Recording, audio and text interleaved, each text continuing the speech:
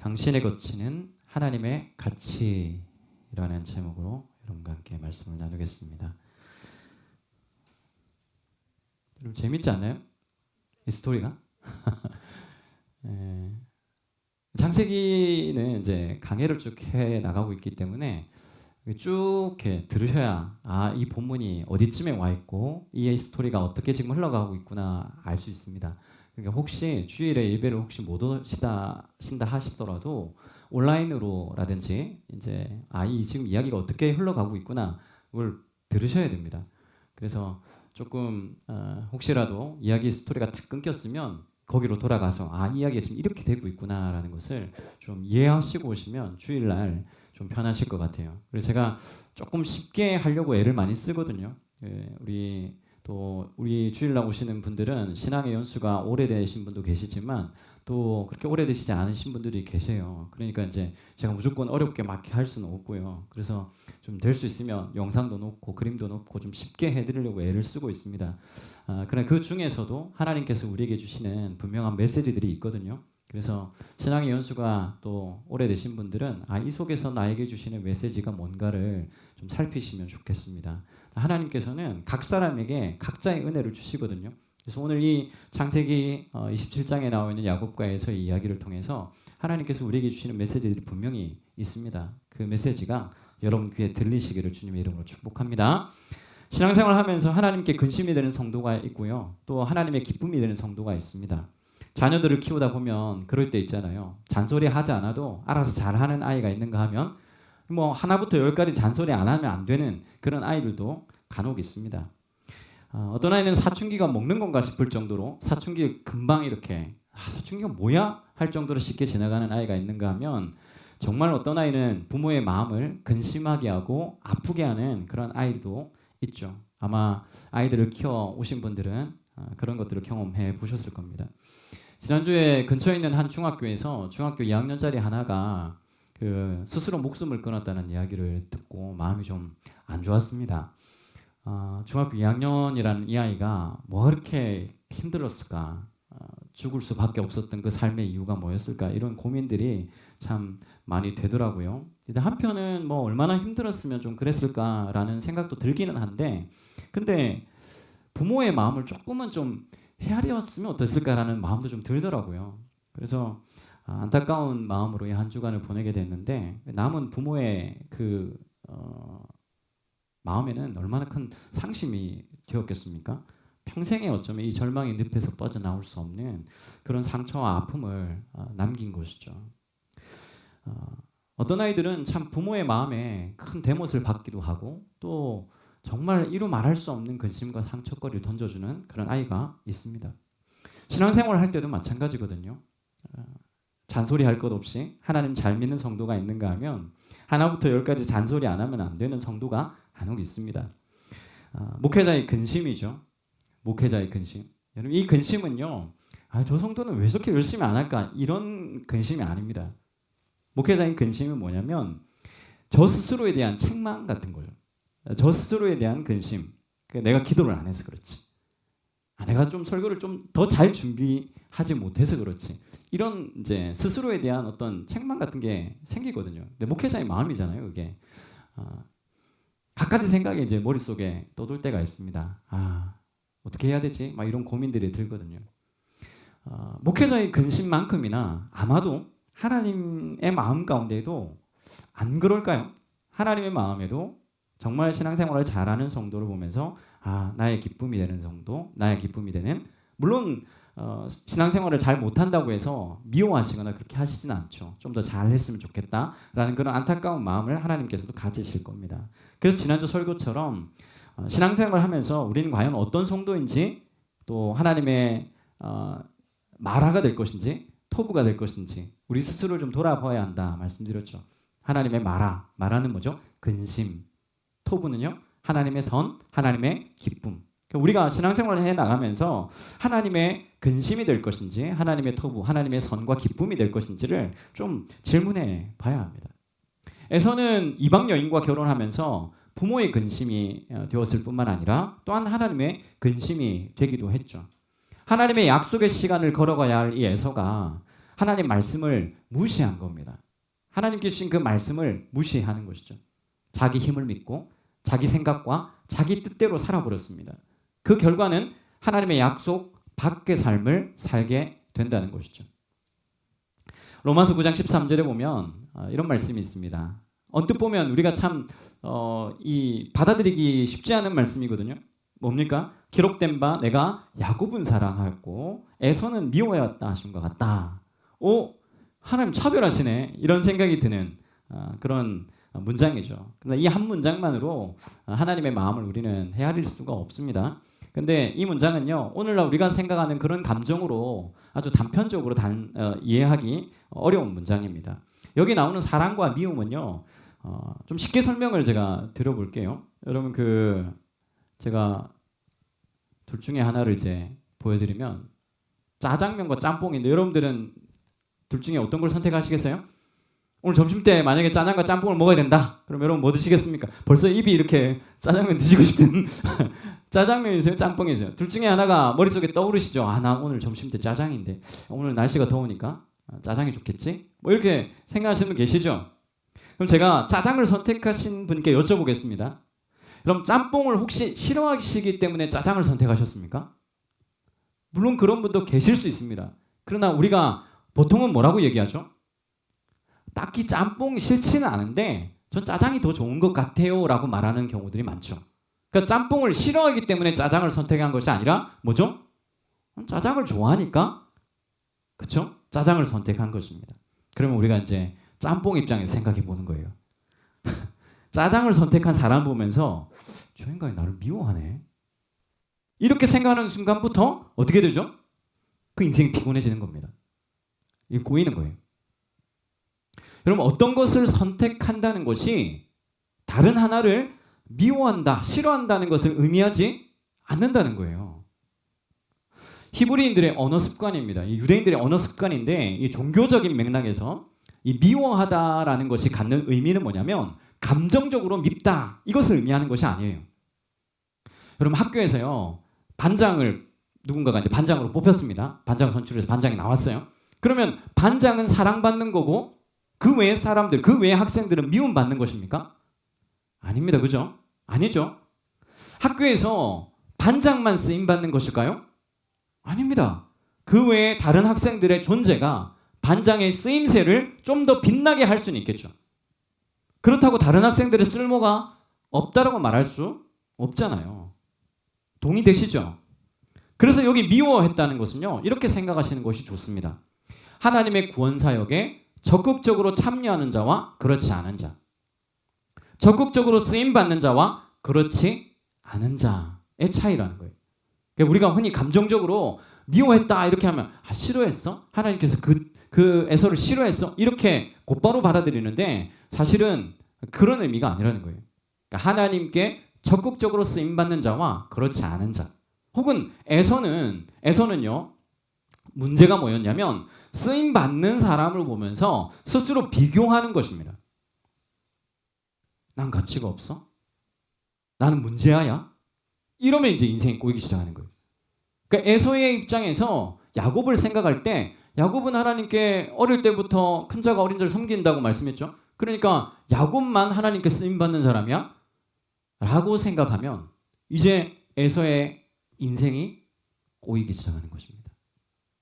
여러분 성경에 나오는 인물들 이렇게 쭉 보면 성경에 나오는 인물들은 전 세계 사람들에 비하면 극히 일부입니다. 하나님의 구원 역사에 있어서 쓰임받는 인물들은 전 세계 인구에 비하면 극히 일부죠. 자, 그러면 질문.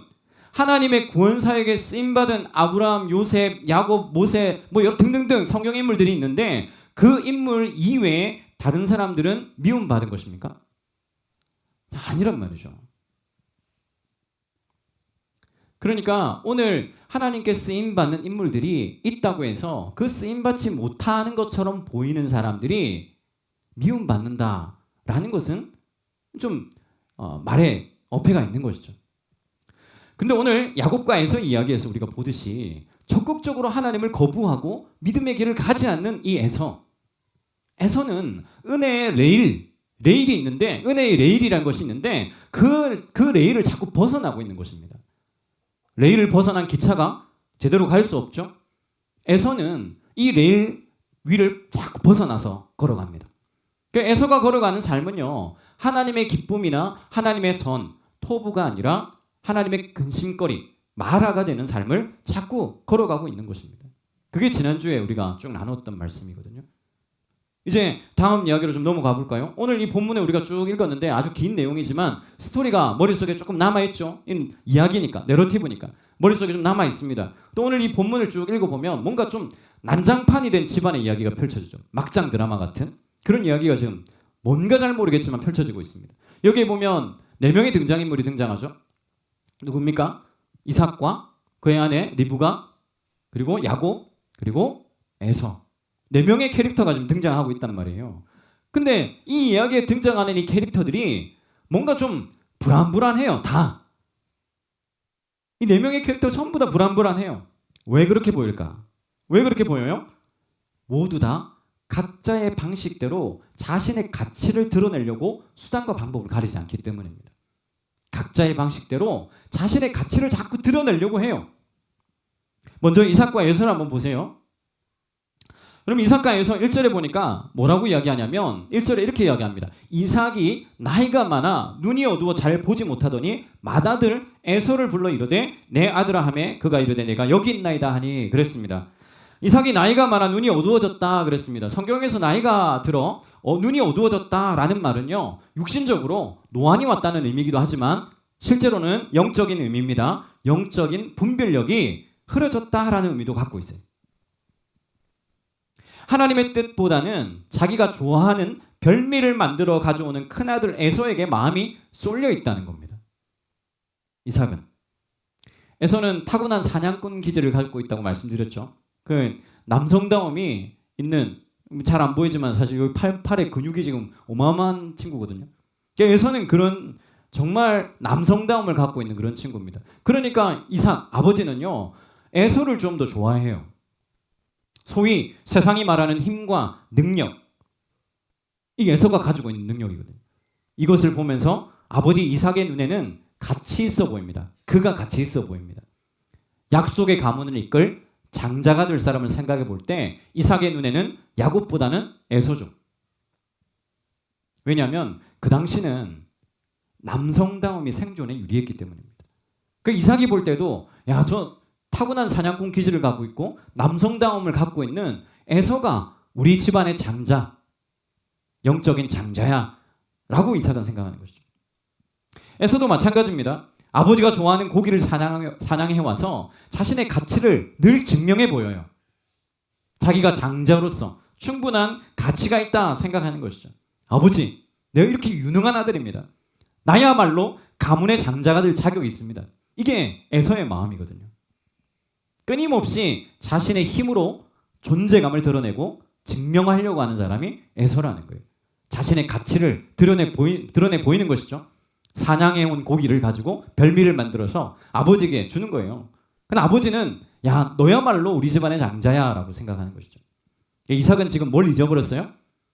눈이 어두워졌죠? 영적인 분별력이 없죠? 뭘 잊었을까요?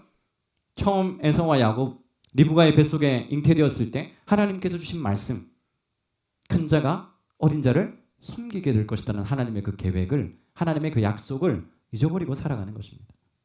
반면에 리브가와 야곱은 좀 어떨까요? 리브가와 야곱. 리브가는 최소한 그 뱃속에 쌍둥이를 품고 있을 때 하나님께서 직접 이 리브가에게 들려주셨던 말씀을 기억하고 있습니다. 큰 자가 어린 자를 섬길 것이라는 그 하나님의 예언의 말씀이죠. 그 말씀을 늘 마음에 품고 있었던 리브가는 차자였던 야곱을 더 사랑했습니다. 차별하면 안 되는데 이게 리브가의 마음에는 에서가 이제는 훗날에 야곱을 섬기게 될 거야. 그게 하나님의 계획이야. 라는 이 약속의 말씀이 차별을 조장하는 것은 아니거든요. 근데 리브가는 야곱을 더 사랑했다 그랬습니다. 안타까운 것은 뭐냐면 리브가도요, 하나님의 때와 방법을 기다리지 않습니다. 하나님께서 주신 그 약속의 말씀이 어떻게 성취될지 기다릴 줄 알아야 되는데 그걸 기다리지를 못해요. 그래서 남편을 속이고 야곱이 축복받도록 자기 나름의 음모를 꾸미죠. 야곱은 또 어떨까요? 야곱은요, 형 에서처럼 남성답게 보이기 위해서 어머니가 그 형 에서의 옷을 가지고 와서 이 야곱에게 입히잖아요. 그리고 염소 새끼의 가죽을 팔과 목에 붙여서 형인 척, 에서인 척 아버지를 속입니다. 눈이 멀어서 볼 수 없었던 이 아버지 이삭은 묻습니다. 네가 진짜 내 아들 에서냐? 라고 묻죠. 여러분, 나이가 많이 들어서 눈이 잘 보이지 않습니다. 근데 이 아들을 구분하지 못할까요? 어떨 것 같습니까, 여러분?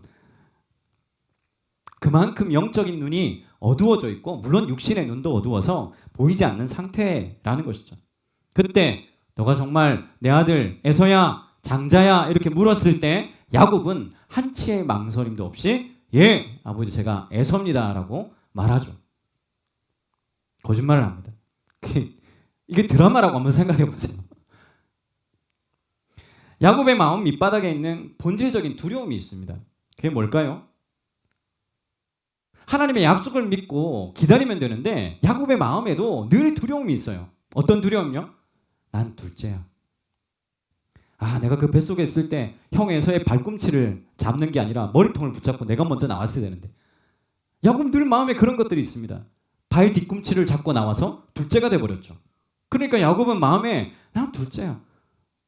나는 형보다 힘도 없고, 우리 성경에 보면 매끈매끈한, 야곱은 좀 여성스러움이 있었던 것 같아요. 형에 비하면. 그러니까 내가 내 가치를 스스로 증명하거나 빼앗지 않으면 나는 이 집안에서 아무것도 아닌 존재가 될 거야. 그런 생각이 드는 것이죠. 어쩌면 본능적으로 생존 본능 같은 것이죠. 자신의 가치를 어떻게 해서든 증명해내려고 하는 거예요. 내 가정에서. 결국 이 네 사람의 경쟁과 속임수, 질투가 얽히고 설키면서 가족 간의 관계가 깨져버립니다. 이 이야기를 쭉 읽어보면 가족들이 서로 막 이제 나중에 에서가 야곱을 죽이려고 하잖아요. 야곱을 죽이겠다고 분노하게 되죠. 야곱은 목숨을 건지기 위해서 삼촌 라반의 집으로 갑니다. 리브가의 엄마의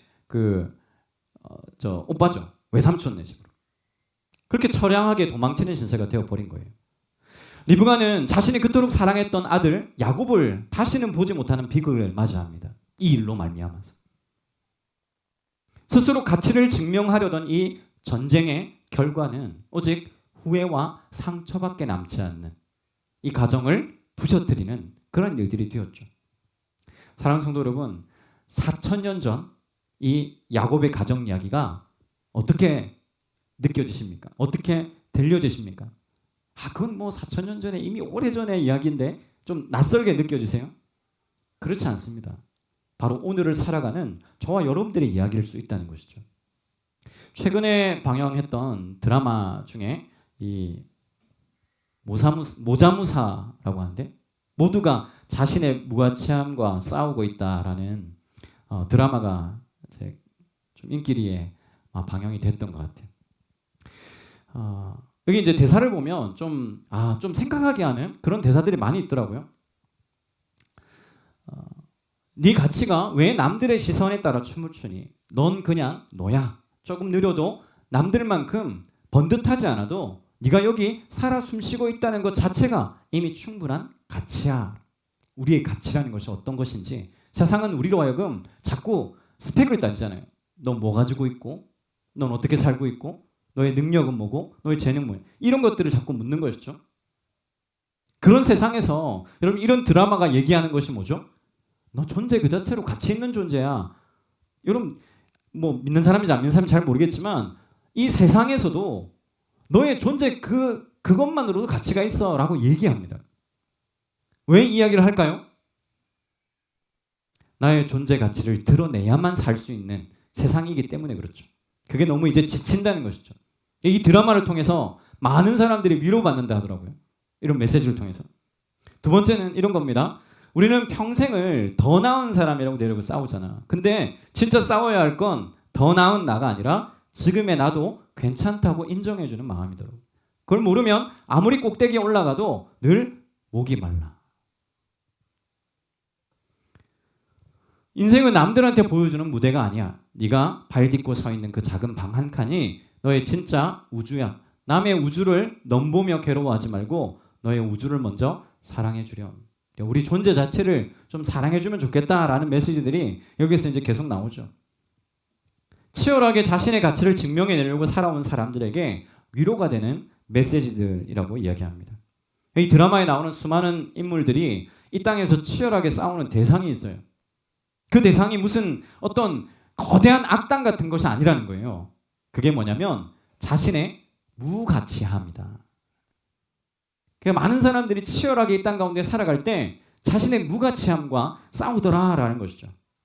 이 드라마가 이제 보기가 참, 처음에 저도 이 드라마를 이렇게 쭉 보면서 여러 번 껐거든요. 이 진입 장벽이 좀 높습니다. 이 드라마가 좀 어려워요. 어렵다기보다 제가 이 드라마를 껐던 이유는 좀 지루하고 재미없는 부분이 있었어요. 그게 뭐냐면 주인공이 그 황동만이라는 캐릭터가 나오거든요. 이 캐릭터가 좀 찌질합니다. 너무 좀 찌질하게 나와요. 근데 이 황동만이라는 캐릭터를 연기하는 이 구경환이라는 배우인데 이 배우가 이 찌질함을 너무 잘 드러내요. 너무 잘 표현해요.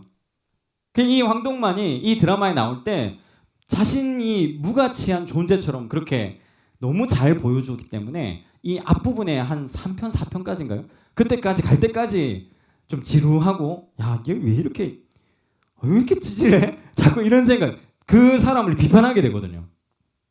근데 이 황동만이라는 그 캐릭터는 세상의 기준에서 볼 때 내세울 것 없고 남들에게 인정받지 못하는 삶 속에서 자기가 쓸모 있는 존재라는 것을 자꾸 증명해내려고 몸부림치는 그런 캐릭터입니다.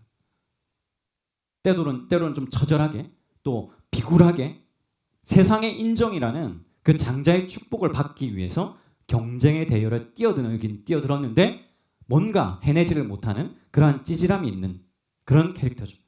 근데 처음에는요, 이 황동만을 욕하고 싶은데 이 드라마가 이제 쭉 진행되면 될수록 그 사람이 나라는 것을 발견하게 됩니다. 그 황동만이 살아내려고 애쓰는 자신의 그 무가치함을 자꾸 가치로운 존재로 바꿔가려고 하는 그 삶이 다른 사람이 아니라 바로 나라는 것이 보여지게 되는 거죠. 사실 우리는 다 황동만처럼 살아왔을지도 모릅니다. 그렇게 살아왔을지도 몰라요. 내가 이 회사에서 이만큼 쓸모있는 사람이라는 걸 증명해야 돼. 내가 부모로서 또 자식으로서 가치 있는 존재라는 걸 증명해 보여야 돼. 내 아들, 딸들에게, 내 가족들에게 내가 얼마나 쓸모있고 가치 있는 사람인 걸 내가 보여줘야 돼. 이런 삶을 살아온 거죠. 직장에서, 학교에서, 심지어 가정과 교회에서조차 우리는 내 존재의 가치를 증명하느라 인생을 허비하는, 에너지를 쏟아붓는, 나 괜찮은 사람이야, 나 이 정도 능력 되는 사람이야, 이 가치를 증명하려다가 보니까 옆에 있는 이웃이 경쟁자가 되고 시기하게 되고 야곱처럼 속이고 짓밟아서라도 올라서야 하는 것이죠. 장자의 자리에 올라서야 되는 것이죠. 그래서 우리의 삶이 피곤하고 복잡해진 것은 아닐까 하는 그런 메시지를 던지는 드라마입니다. 우리는 어떻게 살아왔죠? 여러분들 혹시 어떻게 살아오셨습니까? 나의 가치를 증명해내지 않으면 살 수 없는, 생존할 수 없는 그런 세상이니까. 목사님 잘 몰라서 그러시죠. 목사님, 이 땅은요, 내 가치를 드러내지 않으면 살 수 없는 그런 땅입니다. 근데 오늘 성경이 우리에게 보여주는 놀라운 반전이 있습니다. 인간들은 어쩌면 자기 가치를 증명하겠다고 속이고 싸우고 무질서하게 흩어지죠. 다들 자기 마음대로 자기 인생을 살아갑니다. 우리 못 먹어도 고 아시죠?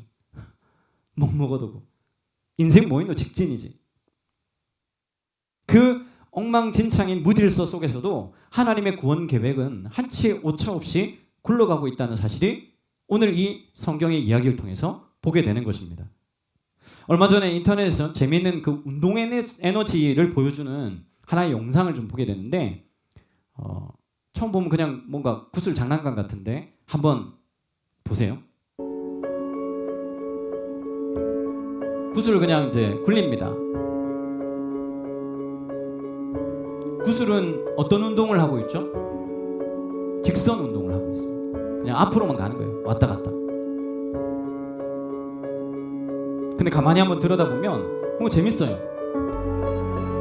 모든 구슬들은 분명히 직진 운동을 하고 있거든요. 그렇지 않나요? 모든 구슬들은 직진 운동을 하고 있어요. 지금 곡선으로 이렇게 굴러가는 게 아니거든요.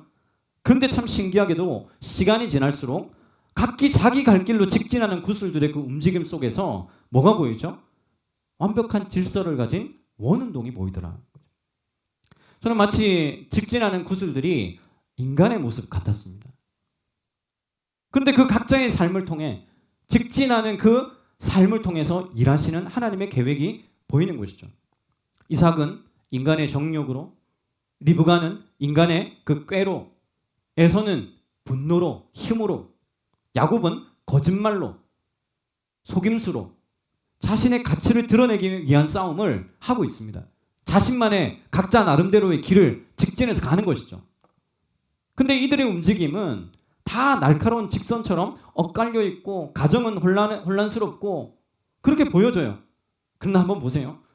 인간들은 자기 욕망이라는 그 직선을 그리면서 마구 부딪혀 가는데 그 모든 무질서와 마찰까지도 계산해 놓으셔서 하나님의 거대한 손길은 뭘 보여주냐면 야곱을 통해 구원의 역사를 이루어 가시겠다는 하나님의 약속이 마치 하나님의 그 뜻이 원운동처럼 소리 없이 이들의 삶을 완성해 가고 계시는 것이죠.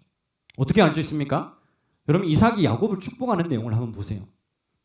이삭이 야곱을 축복하는 내용이 먼저 보세요. 27장 29절에 보면 만민이 너를 섬기겠고 열국이 네게 굴복하리니 네가 형제들의 주가 되고 너의 어머니의 아들들이 네게 굴복하며 너를 저주하는 자는 저주를 받고 너를 축복하는 자는 복을 받기를 원하노라. 여러분 이거 지금 누구에게 하는 축복입니까? 이삭이 누구에게? 원래 누구에게 하려고 했던 축복이라고요? 에서에게. 근데 지금 누구에게 축복하고 있어요? 야곱에게. 그리고 에서가 뒤늦게 왔습니다. 뒤늦게 와서 야곱이 아버지를 속이고 축복을 받아갔다라 라는 그 이야기를 듣고 야곱이 뒤늦게 와서 아버지 나한테 줄 축복은 없습니까? 펑펑 울거든요. 내가 잠잔데 나를 위해 복을 빌어달라고 아버지 이삭에게 소리칩니다. 그때 아버지 야곱이 에서를 뭐라고 축복하는지 한번 보세요. 이렇게 축복합니다. 너는 칼을 믿고 생활하겠고 너의 아우를 뭐 한다고요? 섬기겠고. 우리가 볼 때는 세상이 엉망진창인 것 같고 내 인생의 궤도가 꼬여버린 것 같지만 하나님은 그 인간의 무질서마저도 가장 선하고 또 안정적인 평행의 상태로 하나님의 뜻으로 바꾸어 가실 수 있는 분입니다. 우리는 하나님 뜻 안에 있을 때 하나님 뜻 안에 있을 때 가치로운 존재가 되는 것이죠. 그러니까 하나님의 뜻과는 상관없이 나의 가치를 자꾸 증명해내려고 하다 보니까 무질서해지는 것이죠. 깨지는 것이죠. 부셔지는 것이죠. 관계가. 여기서 우리는 한 가지 질문을 하게 됩니다. 과연 온 우주의 주인이신 하나님께 인간의 가치란 뭘까요?